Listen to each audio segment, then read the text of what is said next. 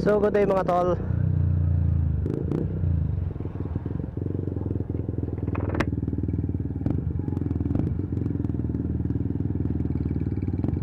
So ngayong araw mga tol ay nandito tayo ngayon sa Lopez, Quezon mga tol, no? So samahan nyo lang ako mga tol at ikot ko lang kayo dito sa bayan ng Lopez, no? So napakalaking pinagbago na ng Lopez mga tol.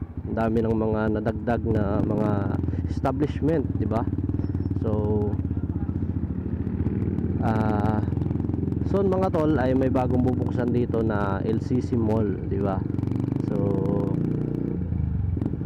laking kaaluan ng mga tol dahil maraming malaking bagay yun mga tol, dahil yung mga may pamimilihin ka, di ba? Eh mas malapit na, doon mo na lang talaga siya pupuntahan, di ba? So ayun mga tol, ayan, nandito tayo ngayon sa may papunta ng palengke ng Lopez, Quezon, di ba? So simple lang naman ang bayan dito mga tol, hindi rin ganun kalaki.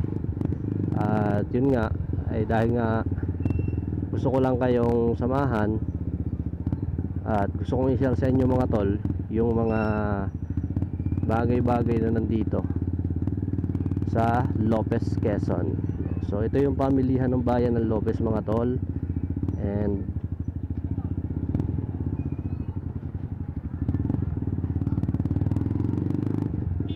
diretso tayo dito mga tol sa may way ng papunta ng ETC or yung Eastern Tayabas College, kung saan tayo nag-graduate ng high school. At ito mga tol, yung building to na to, ito yung Gomez Elementary School. At dito naman tayo nagtapos ng elementary yan sa school na yan mga tol. At dito nga mga tol, may peryahan na dito, di ba? May peryahan na. So actually ang piyesta dito mga tol is October 7. Ito yung tinatawag na kapiestahan ng buong Lopez, di ba? So yan ang Eastern Tayabas College. Yan tayo gumraduate ng high school. So far kahit pa paano,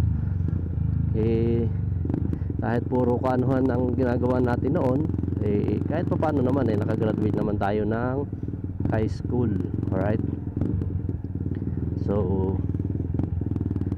ito naman mga tol, yung kabila na yan ay yan yung tinatawag ng istasyon ng tren, di ba? Dito sa Gomez. Yan diyan. Ito yung dating istasyon ng tren mga tol. Ito yung dating bodega ng ano. At yun, dito lang naman tayo uli. So share ko lang, konting share ko lang to sa inyo mga tol. So yun lang mga tol. Peace out.